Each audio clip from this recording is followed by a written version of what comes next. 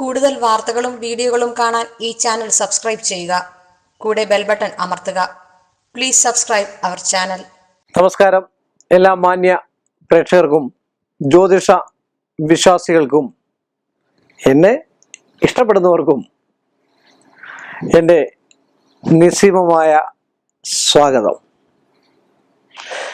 പല ആൾക്കാരും ചോദിച്ചിരിക്കുന്നു, നഷ്ടപ്പെട്ടുപോയ സാധനങ്ങൾ, സ്ഥാവര ജംഗമ വസ്തുക്കൾ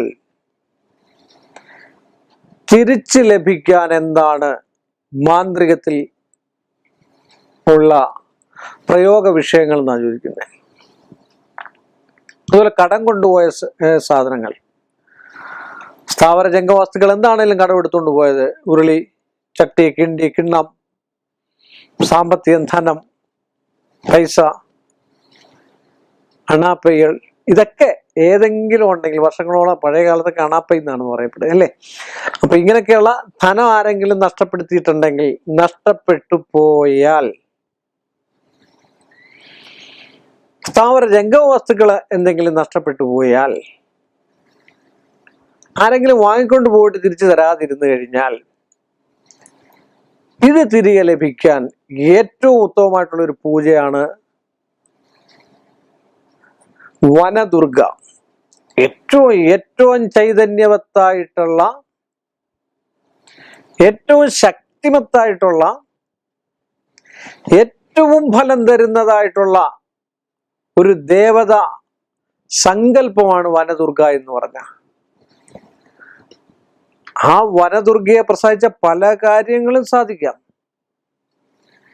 ധനം മാത്രമല്ല, നഷ്ടപ്പെട്ട പല കാര്യങ്ങളും നമുക്ക് തിരിച്ച് ലഭിക്കാൻ, നഷ്ടപ്പെട്ട അധികാരം തിരിച്ചു ലഭിക്കാൻ,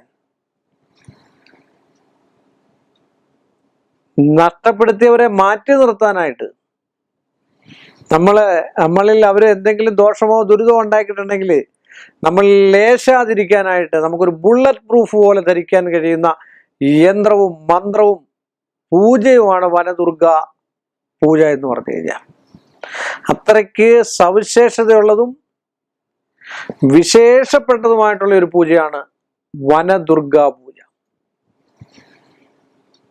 ചൊവ്വാഴ്ച ദിവസങ്ങളിൽ കഴിക്കുവാണെങ്കിൽ ഏറ്റവും ഉത്തമമുള്ളതാണെന്നാണ് പറയപ്പെടുക. ദുർഗാദേവി, അപ്പൊ ആ ദുർഗാദേവി തന്നെയല്ല, ദുർഗാ സൂക്തങ്ങളൊക്കെ ഉണ്ട്, പഞ്ചദുർഗാ സൂക്തമൊക്കെ ഉണ്ട്. ആ സൂക്തങ്ങളൊക്കെ ജപിക്കുക, പഞ്ചദുർഗാ സൂക്ത പുഷ്പാഞ്ജലിയൊക്കെ നടത്തുക. ഇതൊക്കെ ചെയ്തു കഴിഞ്ഞാൽ ഏറ്റവും ഉത്തമമാണ്. ഉത്തമനായിട്ടുള്ള ഒരു ജ്യോതിഷനെ കണ്ട് അതിന്റെ കാരണ ഗൗരവം എന്താണെന്ന് ആദ്യം നമ്മൾ മനസ്സിലാക്കിയിരിക്കണം. കാരണം കണ്ടുപിടിക്കണം. അതാണ് ഒരു ജ്യോതിഷി അല്ലെ ജ്യോതിഷൻ അല്ലെ ജ്യോത്സ്യൻ അല്ലെ ദൈവജ്ഞൻ എന്ന് പറയുന്ന ആളുടെ കഴിവ്. അവിടെയാണ് ആ കഴിവ്. കാരണം എന്താണ്? ഇപ്പൊ ഒരു ഡോക്ടർ ആണെങ്കിലും കാരണം എന്താണ് രോഗത്തിന്റെ, അത് കണ്ടുപിടിച്ചതിന് ശേഷം വേണം ചികിത്സിക്കാൻ. ആ കാരണം എവിടെയാണ്? ചിലപ്പോൾ ഒരു പുഷ്പാഞ്ജലിക്കുള്ള കാരണമേ ഉണ്ടാവുള്ളൂ, ചിലപ്പോൾ തടസ്സങ്ങൾ മാറാൻ. അതുകൊണ്ടാണ് ഞാനൊക്കെ ഏറ്റവും കൂടുതൽ ഈ ദുരിതങ്ങളെ ആദ്യം മാറ്റിക്കളഞ്ഞതിന് ശേഷം മറ്റുള്ള കർമ്മങ്ങൾ ചെയ്യും എന്ന് പറയുന്നതിന്റെ കാരണം അതാണ്. നമ്മളിൽ എത്ര വയസ്സുണ്ട്? 35 35, 50 50, 60 60. ആ വയസ്സിനോടകത്ത് വന്നിരിക്കുന്ന ഏതെങ്കിലും വിഷയമുണ്ട്, അതിനെയൊക്കെ ഉച്ചാടിച്ച് ഗുരുതിയൊക്കെ കൊടുത്ത് കളഞ്ഞിട്ട് മറ്റു പൂജകളും ഒക്കെ ചെയ്ത് കണ്ടു കഴിഞ്ഞാൽ അതിന് കുറെയൊക്കെ ഫലം, ഒരു 30-35%, 50% താഴെയെങ്കിലും ഫലം ഉണ്ടാവും. ഇത് ചെയ്ത് കഴിഞ്ഞൊരു 12 ദിവസമോ അല്ലെങ്കിൽ 21 ദിവസം ഉള്ളിലങ്ങ് ഫലം ഉണ്ടാവുമെന്ന് വിചാരിക്കരുത്. അത് കുറെ നല്ല സാത്വിക കർമ്മങ്ങളാണെങ്കിൽ വിറക് കത്തുന്ന പോലെ, ദുഷ്കർമ്മങ്ങളാണെങ്കിൽ പേപ്പർ കത്തുന്ന പോലെ പെട്ടെന്ന് കത്തി അങ്ങ് ശൂന്നങ്ങണയും. സൽക്കർമ്മമാണെങ്കിൽ പിടിച്ചു വരാൻ വിറക് ഇങ്ങനെ തടിക്കഷ്ണം കത്തുന്ന പോലെ പെയ്യെ അത് പിടിച്ചു വന്നാൽ കത്തി നിൽക്കും. ശാശ്വതമായിട്ടുള്ള പരിഹാരമായിരിക്കും, സത്യസന്ധമായിട്ടുള്ള പരിഹാരമായിരിക്കും. അങ്ങനെയുള്ള പരിഹാരങ്ങൾ. അപ്പോ നമുക്ക് ഇത് പറഞ്ഞ എന്താണെന്ന് വെച്ചാൽ, നഷ്ടപ്പെട്ടു പോയ ഏതൊരു സാധനങ്ങളാണെങ്കിലും അർഹിക്കുന്നതാണ് തിരിച്ചു കിട്ടാൻ. അതുകൊണ്ട് അർഹിക്കുന്നതാണോ കിട്ടുമോ എന്ന് നോക്കണം, നോക്കിയിട്ടേ ചെയ്യാവൂ. ചിലത് അർഹിക്കുന്നതല്ലായിരിക്കും, അതുകൊണ്ടാണ് നഷ്ടപ്പെട്ടും പോകുന്നത്. അർഹിക്കാതെ നമുക്ക് ലഭിച്ചിട്ടുണ്ടായിരിക്കും, അതുകൊണ്ടാണ് നമ്മുടെ കയ്യിൽ നിന്നും പോകുന്നത് അല്ലേ.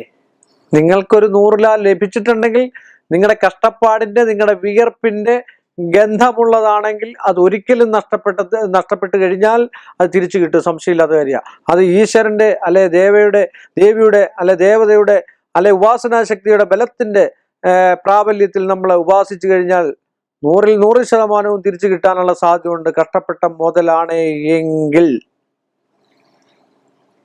പിന്നെ പിടിച്ചു വാങ്ങലുകളുണ്ട് ചില ആൾക്കാർക്ക്. ഭൂമിയാണെങ്കിലും മറ്റു കാര്യങ്ങളാണെങ്കിലും എനിക്ക് തന്നെ വേണം, എങ്ങും പോകരുത് എന്നുള്ളൊരവസ്ഥ. ഇങ്ങനെയൊക്കെയുള്ള അധികാരങ്ങളും ഗർവുകളും ഗർവുകളൊക്കെ മാറ്റിയിട്ട് അധികാരത്തിൽ പ്രവേശിക്കുന്നവർ അർഹിക്കത്തട്ട അധികാരങ്ങളൊക്കെ നഷ്ടപ്പെട്ടിട്ടുണ്ടെങ്കിൽ അത് തിരിച്ചു കിട്ടാൻ വനദുർഗ പൂജ ഏറ്റവും ഉത്തമമാണ് എന്ന് പറഞ്ഞുകൊണ്ട് ഈ ഒരു എളിയ മനുഷ്യന്റെ എളിയ എപ്പിസോഡ് ഞാനിവിടെ അവസാനിപ്പിക്കുന്നു. വീണ്ടും നമ്മൾ തമ്മിൽ കാണുന്നവരെ എല്ലാ മാന്യ പ്രേക്ഷകർക്കും എൻ്റെ നിസ്സീമമായ നന്ദിയും കടപ്പാടും. കൂടുതൽ വാർത്തകളും വീഡിയോകളും കാണാൻ ഈ ചാനൽ സബ്സ്ക്രൈബ് ചെയ്യുക. കൂടെ ബെൽ ബട്ടൺ അമർത്തുക. Please subscribe our channel.